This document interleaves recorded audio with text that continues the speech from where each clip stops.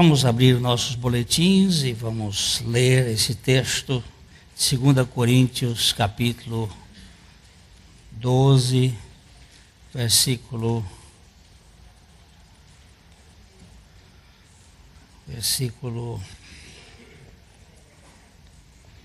10. Vamos juntos? Pelo que sinto prazer nas fraquezas, nas injúrias, nas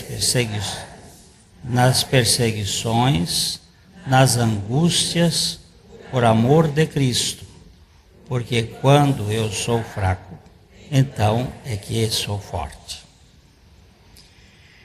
Pai, nós estamos diante da Tua palavra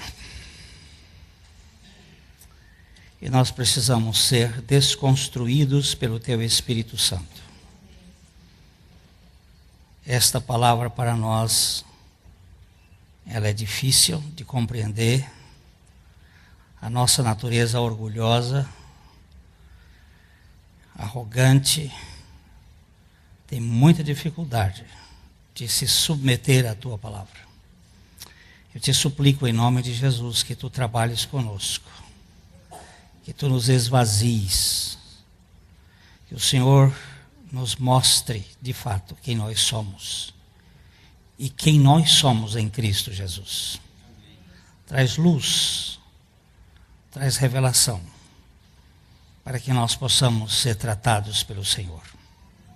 Nós te damos muitas graças, porque é o Senhor que faz esta obra. Dá-nos fé para crer na Tua palavra. Em nome de Jesus. Amém.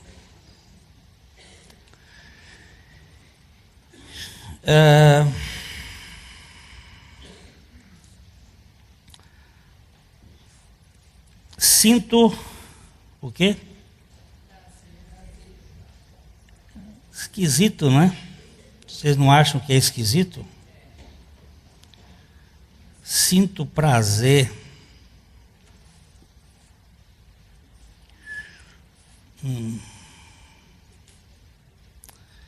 Toda vez que eu vou mexer nesse troço aqui, eu tenho que quebrar a cabeça.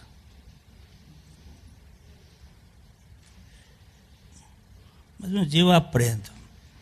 A turma que nasceu com o dedo no botão, que é essa turma nova aí, vai rápido e eu estou num processo de reeducação da minha mente, então é um problema certo. Eu sinto prazer nas fraquezas. Isso é um paradoxo sem medida. O cristianismo é paradoxal em suas propostas. É o ensinamento dos disparates, anti-acadêmicos. É uma sugestão aos absurdos. Como alguém pode se deleitar, ter prazer, sentir-se alegre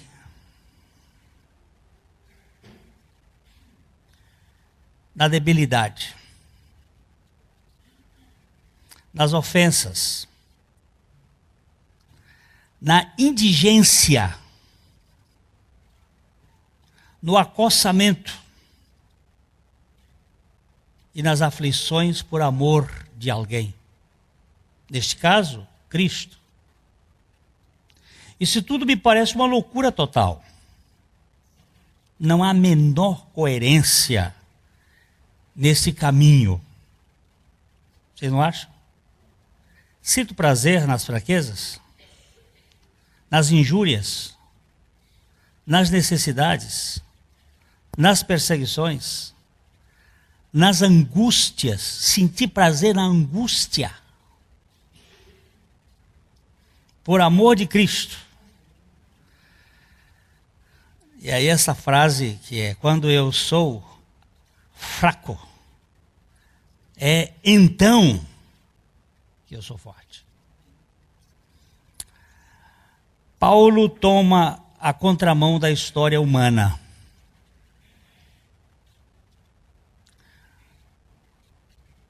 Na via do pecado, o encanto encontra-se na força, no elogio, na abastança, na tolerância, no consolo. Parece que essa é a estrada que devemos percorrer. Mas ele propõe outra trilha sem qualquer lógica. Sem qualquer lógica para minha mente formada sobre os auspícios da Academia de Platão. As 5 musas platônicas: astronomia, filosofia, matemática, música e legislação, era o centro do conhecimento.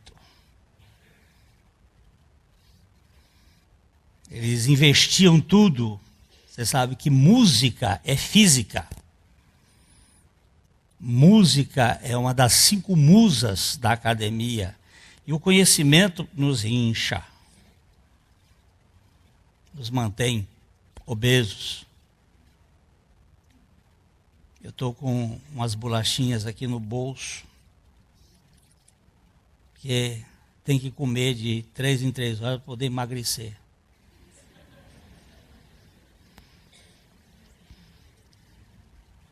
Engraçado isso. Você tem que comer mais vezes para poder emagrecer. Porque o organismo precisa estar trabalhando. A gente come 3 vezes só e come muito, come desequilibrado. Então, mas o pior de tudo é a obesidade acadêmica. A obesidade do conhecimento que entumece a alma.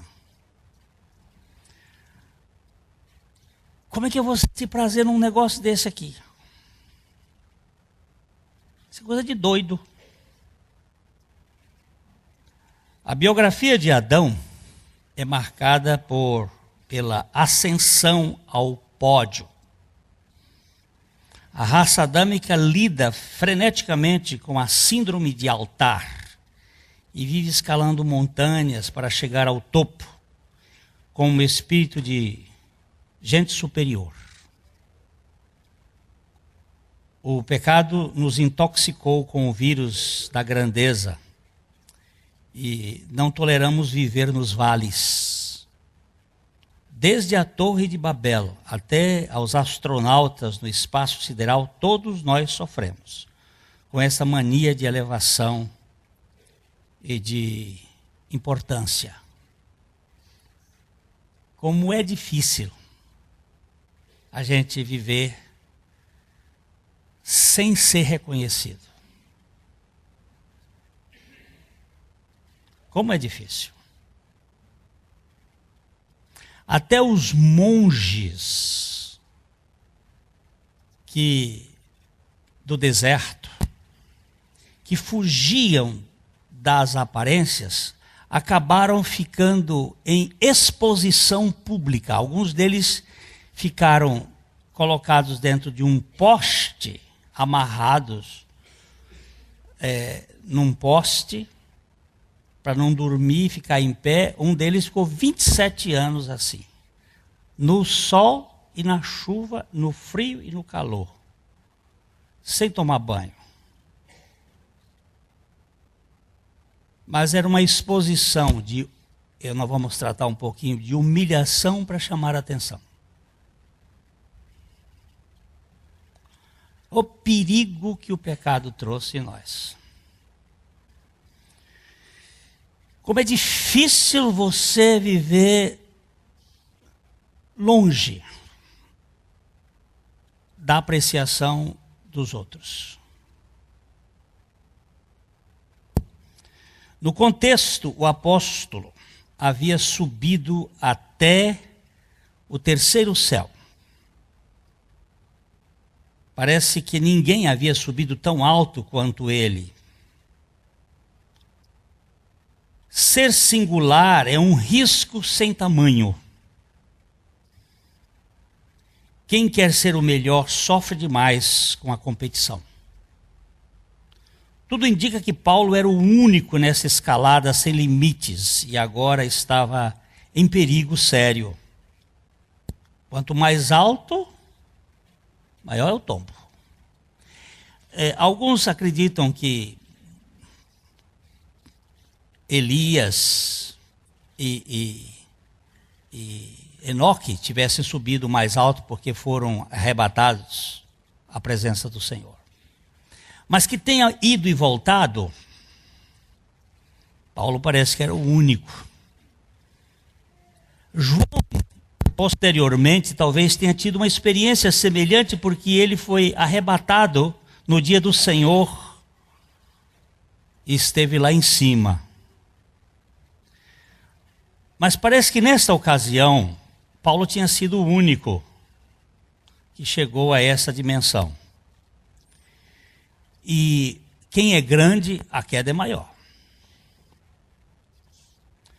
Foi aí que Deus interferiu com tamanha graça na vida de Paulo. Enviou, da parte de Satanás, um espinho na carne do superapóstolo ameaçado de se exaltar. Ele precisava ser quebrantado de verdade. No reino da graça, ninguém pode se considerar melhor, maior ou mais ilustre do que os outros, ou mais ilustre do que os outros.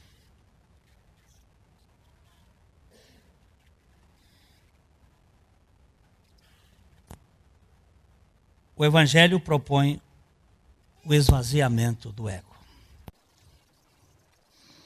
O caminho que nos leva à glória de Deus é sempre para baixo.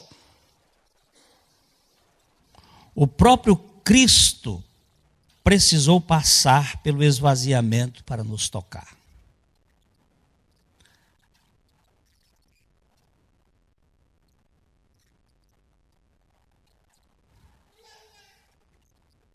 Paulo não entendeu a princípio o método olímpico de Deus, isto é, as Olimpíadas Celestiais. Por isso orou 3 vezes, requerendo a extinção do espinho. Vamos ler juntos 2 Coríntios 12, 9. Então, ele me disse, a minha graça te basta, porque o poder se aperfeiçoa na fraqueza. De boa vontade, pois, mais me gloriarei nas fraquezas, para que sobre mim repouse o poder de Deus. Presta atenção aqui numa coisa. Por que que Deus chamou Satanás para fazer um trabalho na vida de Paulo? Porque o mensageiro era de Satanás, mas o propósito era de Deus. Por que que o propósito era de Deus? Para que ele não se exaltasse. Qual é o grande problema do pecado? É a autoexaltação. Ou a necessidade que nós temos de notoriedade, de reconhecimento. O Monte Olimpos é o monte mais alto da Grécia. E é de lá da Grécia que vem toda a nossa metodologia de ensino para este mundo. Nós temos 4 governos na estátua de Nabucodonosor. A cabeça de ouro, representando o pensamento babilônico. A Babilônia, tipologicamente, representa a religião. É o ouro, é a divindade. O peito de prata, que representou os governos medo-persa, tem a ver com a força dos relacionamentos, da governabilidade ajeitada, negociada. O bronze, que era as pernas, a pelvis, é a educação, a instrução, o conhecimento. Lembre-se que Olimpos estava na Macedônia. Da Macedônia veio Alexandre o Grande. Alexandre foi o responsável pela distribuição da educação pelo mundo, inclusive foi ele, e foi por meio dele que hoje nós temos a língua hebraica restaurada. Porque quando ele mandou que os 70 filósofos ou estudiosos ou escribas traduzissem o Velho Testamento do hebraico para o grego, que é chamada de tradução da Septuaginta, estes homens fizeram uma coisa muito interessante, porque a língua hebraica não tem vogal, só tem consoante. E eles criaram uns símbolos que posteriormente, só agora, no século XIX, foram úteis para a restauração da fonologia da língua hebraica. Porque uma língua que não tem vogal, só tem consoante, como é que você vai saber? Ela era uma língua falada e tinha que ser passada de tradição. Então aqueles sábios da região de Massora fizeram alguns símbolos que são chamados de símbolos massoréticos. Estou certo, professor? Estou com um professor de hebraico ali, então eu tenho que ter cuidado no que eu estou dizendo. E estes símbolos massoréticos foram ajudados muito depois na restauração. E quando Teodoro Herzl, que foi um dos primeiros para a reconstrução do Estado de Israel, se levantou com o projeto da restauração da língua hebraica, eles foram buscar na igreja, entre os protestantes e católicos, os coptas, o conhecimento da língua e os rabinos antigos, porque o hebraico tinha se perdido e tinha sido feito várias línguas, como o ladino, como o Yiddish, que eram línguas misturadas com hebraico e alemão, hebraico e latim, hebraico e russo, e tinha uma mistura. Então, para restaurar a língua, foram eles que tiveram muita importância. E Alexandre é o chefe lá. E também nós temos aí no século XIX, a restauração da nova época dos Jogos Olímpicos. Essas Olimpíadas visam manter o povo dentro do princípio de Juvenal, de panis et circis. Então todas as confederações de futebol, de voleibol, de basquetebol, de futebol americano, de todos os jogos que estão hoje no mundo, foram criadas a partir de 1860, com o objetivo de manter o povo iludido com a nonice do nonada. Depois vocês vão ver o que é isso. É deixar as pessoas comendo pão e circo, fome zero e show. Dá para manter o povo iludido, enquanto a cúpula governamental do mundo dirige aquilo que eles querem. Este é o projeto. E a questão toda é o Olimpos, as Olimpíadas. Só que as Olimpíadas do céu é para baixo. Um é para cima, para o pódio, a outra é para baixo, para o porão. Só que no porão ninguém vai me ver.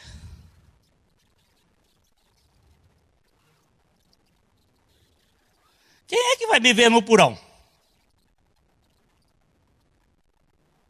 E porão lá alguns que não vão ser vistos nunca mais. E aí vem a crise. E esse Paulo vem com essa história de fraqueza, de fraqueza. Ele queria a ausência do sofrimento, mas sem dor não há quebrantamento. O pecado nos tornou montesinos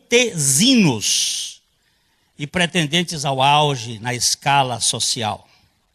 Nós buscamos, talvez, até inconscientemente, a notoriedade, temos muita dificuldade com o anonimato, a obscuridade, o ostracismo, a ausência de reconhecimento. Nós temos muita dificuldade. Eu não sei se vocês têm, mas eu tenho. Um nanico me perguntou certa vez, você me viu na coluna social?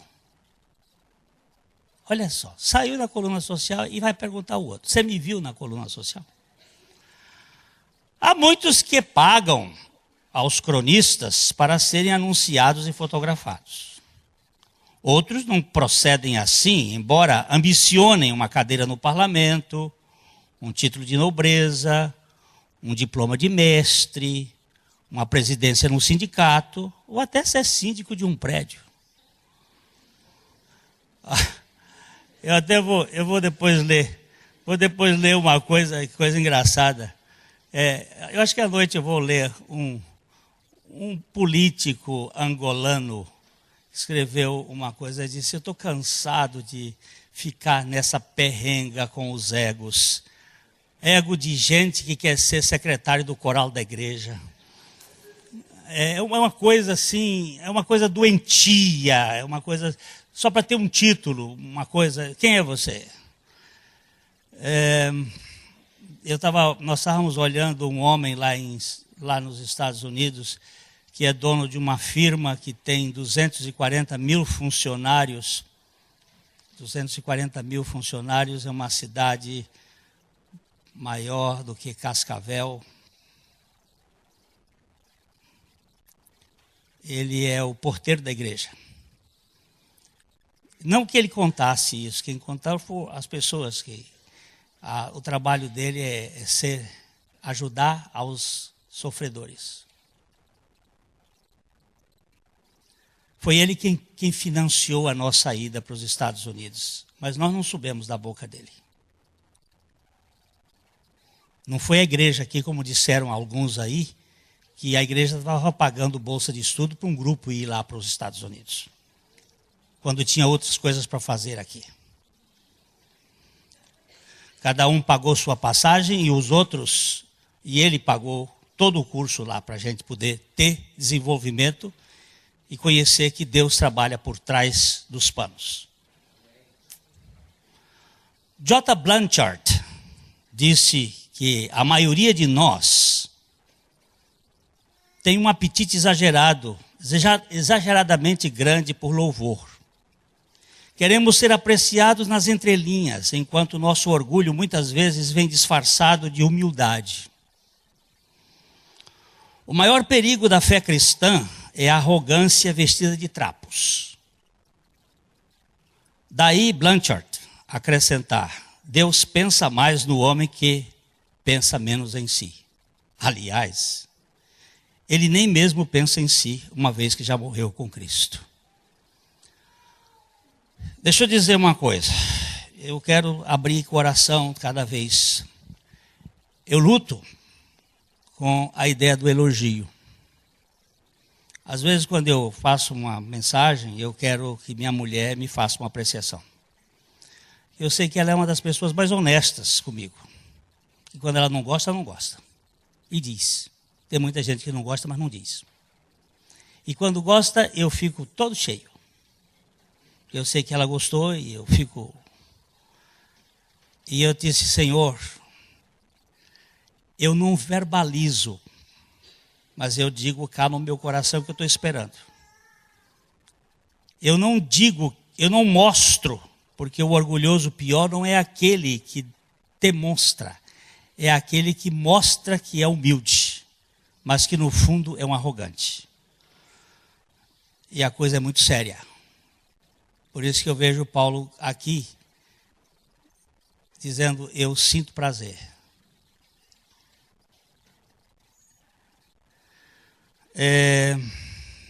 Quebrantamento não é rebaixamento. Para Agostinho de Hipona, a suficiência dos meus méritos está em saber que os meus méritos nunca serão suficientes. O meu aviltamento pessoal pode ser uma tática de elevação perante a opinião pública, enquanto o quebrantamento é uma demolição promovida pelo próprio Deus. Nunca pense que você se humilhar por você mesmo é verdadeira humilhação. Pode ser uma tática. Eu tenho usado muito isto. Mas como Deus não leva a minha tática em conta, Ele vai me quebrantar. Muitas vezes nós chamamos atenção, mas Deus não vai na conversa, porque Ele conhece o coração. Cara de piedade não significa coração piedoso. Não vai entrar nessa, porque Deus não entra.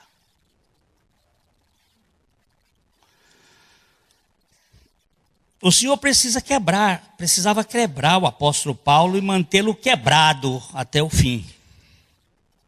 Se o orgulho é o desejo perverso das alturas, como disse Agostinho, a humildade é a ausência de qualquer desejo de visibilidade.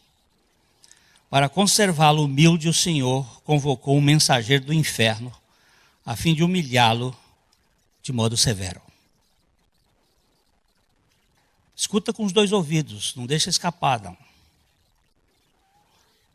Deus vai mandar mensageiros do inferno para trabalhar conosco. Vai mandar. Para humilhar. Para humilhar.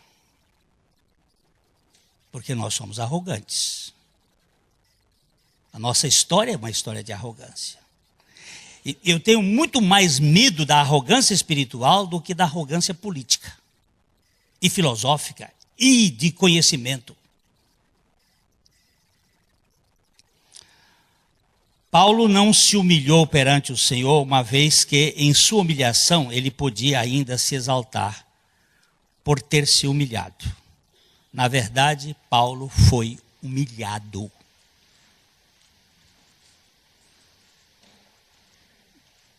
Deus muitas vezes vai nos levar ao ringue, à lona. Ele providencia isto. Quem foi que fez isso? Fui eu que fiz. Quando Israel foi rachado no meio e estavam dizendo que foi Roboão que fez isto, o profeta se levantou e disse, não fui eu, o Senhor, que fiz isto. Fui eu que fiz isto. Irmãos, o meu irmão Gilberto Franzói, ele está escrevendo um artigo que eu estou muito ansioso para lê-lo. Porque há uns dias atrás ele ouviu uma psicóloga novinha dizer uma coisa de filósofa. Ela, na televisão, num programa Bom Dia Paraná, bem cedo, ela falou sobre a cultura da tristeza. Que nós fomos criados para manter-nos tristes, para chamar a atenção, para que as pessoas nos toquem. Então, como é que você vai? Mais ou menos.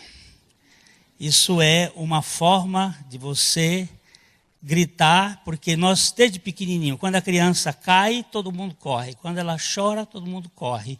Quando faz uma coisa feia, ruim, quando está alegre, ninguém se importa com ela. Então a alegria é desprezada e a tristeza serve como instrumento de chamar a atenção. E ela tratando sobre celebrar a alegria, porque você vai viver melhor.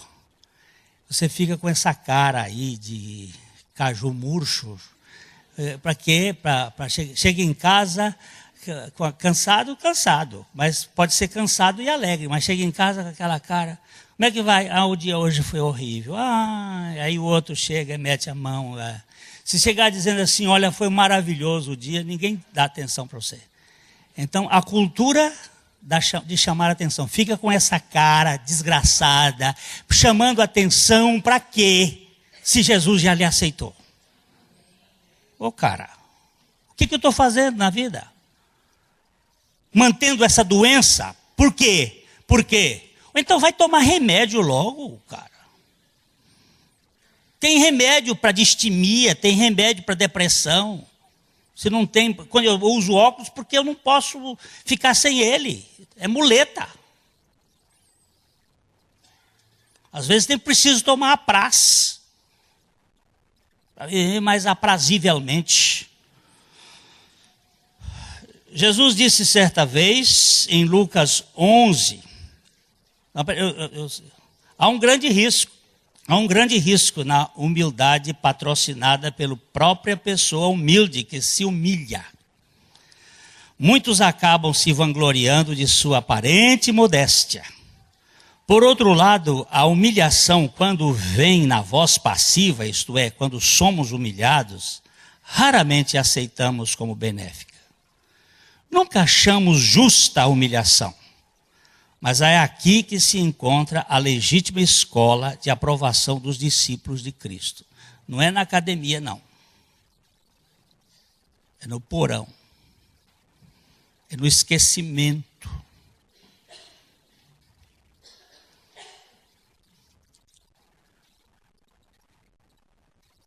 É bom, sim, estimular.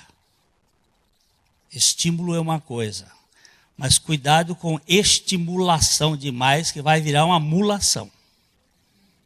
Vai emular até virar uma mula. Cuidado quando você estiver precisando de muito aconchego e muito cuidados especiais. Mas nós precisamos tocar nas pessoas, não para conquistá-las, não para fazer delas escravas de nossas atitudes. Jesus disse certa vez, em Lucas 14:11, todo que se exalta será humilhado, e o que se humilha será exaltado. Dagô, faz um favorzinho para mim, que eu hoje estou com a mão ocupada aqui. Me ajuda aqui. Por causa do pecado, o ser humano sempre procura se exaltar. Como já vimos antes, nós nos engrandecemos até em nossa aparente humildade. Sendo assim, todos nós precisamos ser humilhados primeiro, a fim de poder nos humilhar sem a necessidade de sermos exaltados.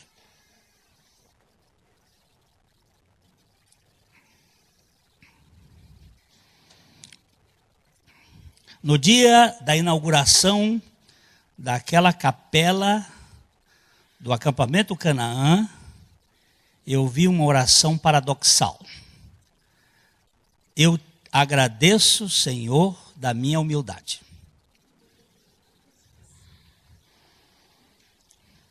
Preste bem atenção nisso aqui. Eu agradeço da minha humildade. Hein? Oro humildemente na tua presença. Senhor, tem misericórdia de mim. Só os humilhados por Cristo crucificado podem se humilhar de fato diante do Senhor. Sem a humilhação patrocinada pelo Todo-Poderoso, não haverá humildade legítima no coração. Muitos de nós falamos de uma mensagem correta sobre o prisma da humildade sem um espírito verdadeiramente humilde. Eu fico pensando aqui em Harry Suso, aquele homem de Deus da Alemanha, que uma mulher chegou no meio de uma reunião onde ele estava, entregou uma criança, botou a criança nos braços dele e disse assim: toma aqui o fruto do seu pecado.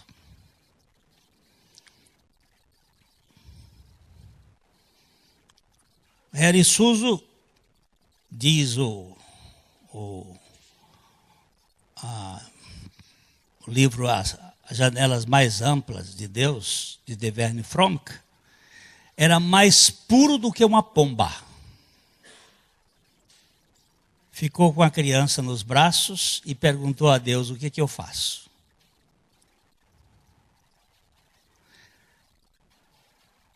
A notícia logo se espalhou por todo o condado. Então este homem santo de Deus, ele correu para cima do monte, porque nós temos a ideia de que Deus está no monte. Mas Deus sempre encontra as pessoas no vale. Desculpa dizer isto, mas é muito interessante ter os vales da sombra da morte, que eu não temerei mal algum, porque tu estás comigo. Foi lá no vale de Jaboque que Deus se encontrou com aquele fujão, o Jacó. Ele foi lá para o monte e ficou 3 dias, 4 dias, clamando, chorando, gritando e dizendo: eu não suporto mais, não suporto. Quando o Senhor apareceu a ele em seu coração e disse, quando ele perguntou: e o que eu faço? Ele disse: faça o que eu fiz. Assuma e se cale. Desceu o vale, criou a criança, calado, sem dar justificação para ninguém, até que 6 anos depois, a mulher apareceu e disse: tudo é mentira. Mas não precisava mais nada. Já Deus tinha feito uma obra de humilhação nele. E agora ele podia ser humilde.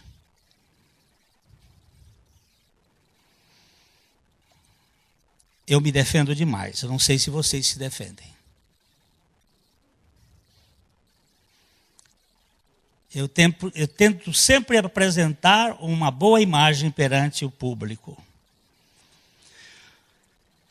A lição do quebrantamento no cristianismo, o quebrantamento no Evangelho da Graça.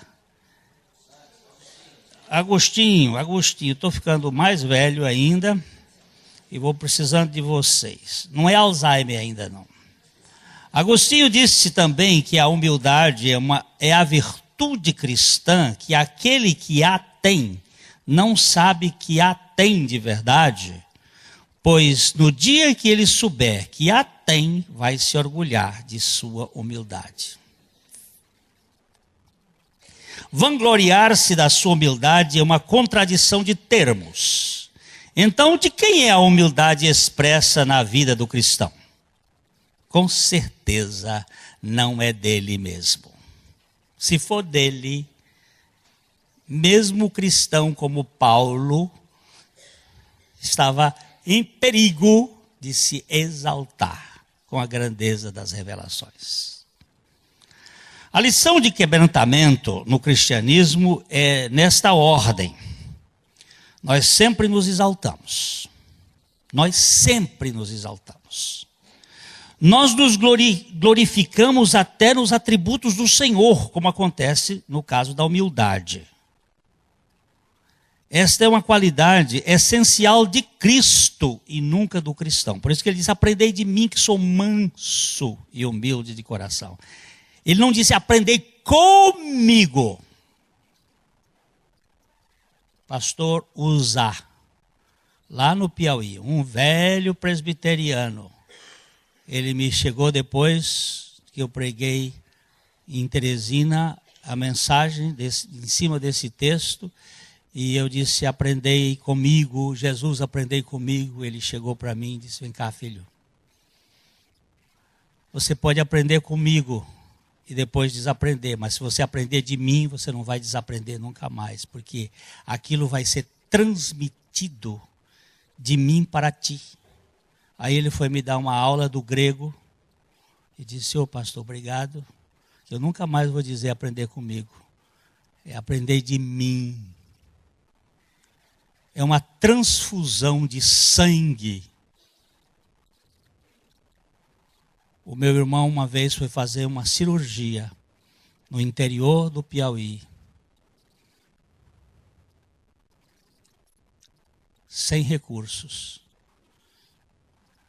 Ele fez mais ou menos assim: que sangue você tem? É O positivo, então serve para tudo. Pegou o outro, que ele não sabia que sangue tinha, enfiou a veia do outro meu irmão neste e fez a cirurgia no outro, com o sangue correndo de um para o outro. Coisa de doido. Mas era para salvar, e não tinha recurso nenhum. Uma vez ele fez uma cirurgia também numa mulher, que a criança tinha morrido, enfiou a cabeça na pelvis e ficou 4 dias com a criança morta, podre lá dentro, e não tinha nada para operar, senão uma faca de fazer barba, faca, uma agulha de costurar cangalha, você não sabe o que é cangalha, sela melhor,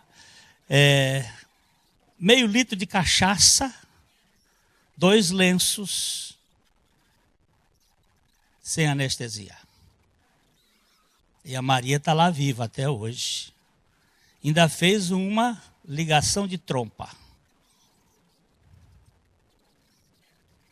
Não tinha jeito? Mas não tem jeito, faz assim. Mas a transfusão de mim passa dele para ele, ó, aqui. Viu? Esta qualidade não é do cristão. Esta é uma qualidade essencial de Cristo e nunca do cristão. Então o Senhor tem que nos humilhar para dependermos da sua humildade. Uma vez humilhados, podemos nos humilhar com a humildade de Cristo, sem a necessidade de sermos exaltados, ainda que isto venha acontecer em algum momento da história. Se ele quiser, ele pega José, bota José no buraco, depois pega José, vende para os midianitas, depois os midianitas vendem para Potifar, depois de Potifar ele vai para a cadeia, e depois lá na cadeia ele fica 10 anos lá dentro da cadeia, e depois Deus coloca ele como o segundo homem no trono do Egito. Isso é próprio de Deus fazer, mas primeiro para subir tem que descer.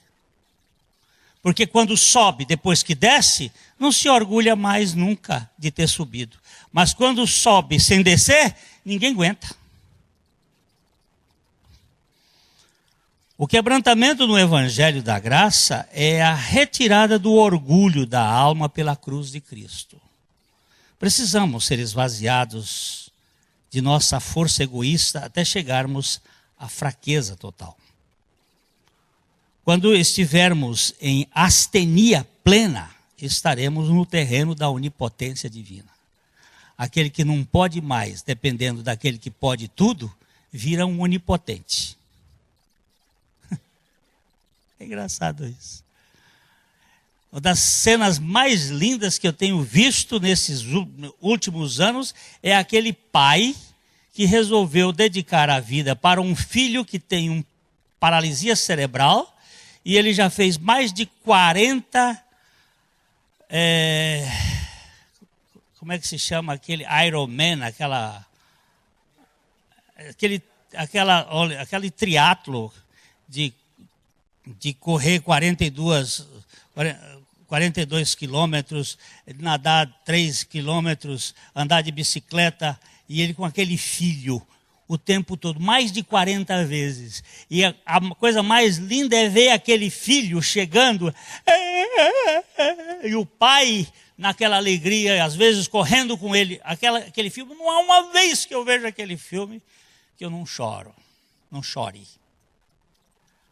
Eu estou falando de um homem, mas eu estou falando de um Deus que virou para a humanidade caída e perversa e diz assim: meu filho vai ser humilhado, vai descer, vai chegar na posição de homem, vai chegar na posição de servo, vai chegar na posição de morte de cruz, para apanhar você lá e poder colocar você e exaltar acima de todo nome, juntamente com ele nos lugares celestiais. Agora, isso é dele, isso é por ele, e isso é para ele. Quando nos humilhamos, sem termos sido humilhados, podemos nos exaltar de nossa atitude de humildade aparente. Mas quando somos humilhados, somos enfraquecidos ao extremo.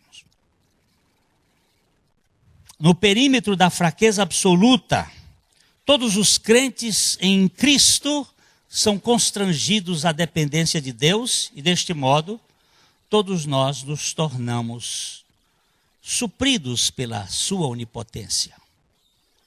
No reino da graça, só os inteiramente fracos podem ser fortalecidos pela providência soberana e toda poderosa do próprio Deus. Fraqueza total. A dependência da onipotência de Deus é certeza. Eu costumo dizer assim, eu sou filho do... como é aquele homem mais rico hoje? Aquele mexicano lá, o Carlos Link. Aí eu sou filho dele. Imagina, eu sou o único filho dele. Sou filho legítimo, único filho dele. Me põe aí nessa posição. Mas muito arrogante, muito orgulhoso. E aí eu monto uma empresa. E a minha empresa fale. Aí ele chega para mim e diz assim, meu filho,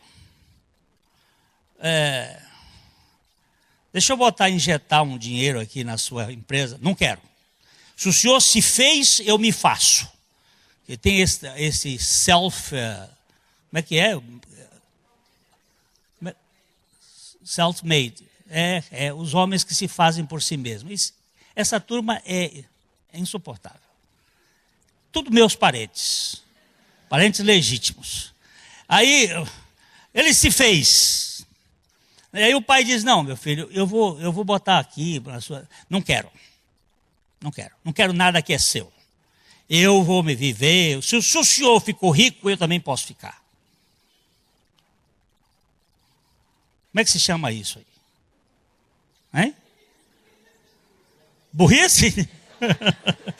Burrice, orgulho, soberba.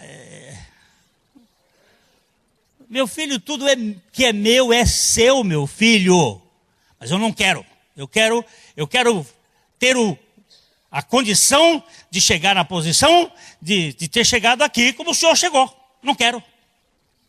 Ô idiota. Por favor. Toda essa fortuna, esses bilhões de dólares são seus, meu filho. Mas eu não quero. Quando eu leio a minha Bíblia assim, que ela diz assim, e tudo é vosso, e vós de Cristo, e Cristo de Deus. Puxa vida. E ela diz assim, você é um co-herdeiro com Cristo Jesus. Co-herdeiro é uma palavra linda, não sou herdeiro de Deus, eu sou co-herdeiro. Porque herdeiro de Deus, se eu for eu e Cristo herdeiro, cada um ia pegar metade. Era Deus e eu, nós dois somos filhos. Cristo pegava metade, aliás ele pegava mais um pouquinho porque ele é o mais velho. O mais velho fica com mais. E eu ficaria, mas no caso se fosse só nós dois, era metade para ele e metade para mim. Porque na cultura hebraica era assim, quando o pai tinha 12 filhos, a herança do primogênito era metade, e a outra metade ficava com os 11. Era assim que era feito no Velho Testamento. Porque estava referindo a Cristo. Agora, quando Cristo se tornou o herdeiro de todas as coisas, ele me fez co-herdeiro. O que é co-herdeiro? Vamos imaginar, meu pai tinha 7 filhos. Ele morreu, e minha mãe morreu, então cada um ficou com um 7º. Se nós fôssemos co-herdeiros, tudo que era de um é do outro. Nós somos co-herdeiros com Cristo. Todo o universo, quando eu fui uma vez a Paranaguá, Um irmão chegou e disse assim: ó, pastor, essa cidade é sua. Cidade de Paranaguá. Eu digo: essa daqui só não. Essa daqui, Curitiba, Londrina, Corrente, tudo é minha. Porque a Bíblia diz que tudo é vosso, e vós de Cristo, e Cristo de Deus. A Bíblia diz que do Senhor é a terra e a sua plenitude, o mundo e aqueles que nele habitam. Se eu sou dele e tudo é dele, tudo que é dele é meu. Então, se eu puder crer na onipotência de Deus, na minha fraqueza, eu me torno uma pessoa onipotente na dependência de Deus. Que coisa mais paradoxal. Mas é assim que a Bíblia ensina. A expressão, quando eu sou fraco, então é que eu sou forte, significa que, não podendo nada por mim mesmo, tudo posso naquele que me fortalece. Filipenses 4,13. Assim, no reino de Deus, a fortaleza se encontra na fraqueza. Ou seja, a fortaleza total encontra na fraqueza absoluta. Ou seja, a evolução que nós precisamos é de fraqueza. Evoluir da fraqueza. Foi assim que o Dr. Christian Shane ensinou. Nós não crescemos de 0 a 9. Nós crescemos de 9 a 0. Porque o pecado nos fez 9. Mas a salvação nos faz 0. Então nós temos que crescer de cima para baixo, até chegar em 0. Quando você chega em 0, e você fica à direita daquele que está à destra de Deus, aquele homem que está à destra de Deus, à direita de Deus, Pai, é Cristo, e você está à direita dele, você vale 90. Porque 9 mais 0 é 90.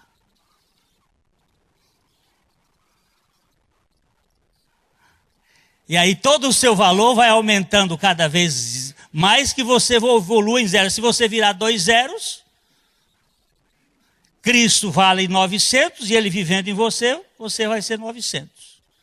Ou seja, a nossa evolução toda é evolução em 0. Evolução em 0 não tem direitos, mas tem prerrogativas da ação da graça de Deus na sua vida. A pessoa mais poderosa que já viveu aqui na terra foi aquele que, em sua fraqueza completa, depois de seu total esvaziamento voluntário, dependeu totalmente do poder do seu Pai Celestial. A onipotência do Verbo encarnado se manifestava por meio de sua fraqueza através da irrestrita dependência do seu Pai. Eu nada faço por mim mesmo. Tudo que eu ouço, eu faço, eu dependo do meu Pai. Fraco não é aquele que lhe falta qualquer força física, mas aquele que, mesmo tendo muita força, abdicou-se dela para depender apenas do poder de Deus. Tinha todo o poder, mas agora joguei tudo isso fora por causa da sublimidade do conhecimento de Cristo. Um dos nossos pastores falou que Deus lhe deu uma mensagem para transmitir à igreja sobre o arrependimento da bondade. E eu estou ansioso para receber essa palavra do Senhor através desse vaso. Porque arrependimento da maldade é uma coisa muito aceitável pela nossa lógica. Mas arrependimento de nossa bondade, egoísta e possessiva. A fortificação da fé cristã encontra-se na dependência divina. Essa dependência da divindade está vinculada à fraqueza humana. A fraqueza da pessoa permanece atrelada à humilhação promovida pelo trono da graça. Quando somos humilhados, nos tornamos fracos e, consequentemente, dependentes do poder absoluto de Deus. Ser humilhado é a bênção que nos leva à fraqueza.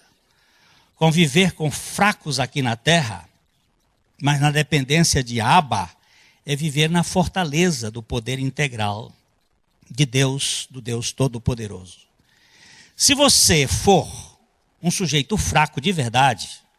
mas dependente totalmente do poder de Deus, então estamos diante de uma superpotência. De fato, de alguém com um poder descomunal, capaz de fazer qualquer coisa que Deus quiser. Qualquer coisa. Você pode pedir qualquer coisa ao Pai que Ele fará, desde que você dependa totalmente dEle. Uma pessoa totalmente fraca, mas dependente completamente de Deus, acaba se tornando em um ser que pode tudo aqui na terra.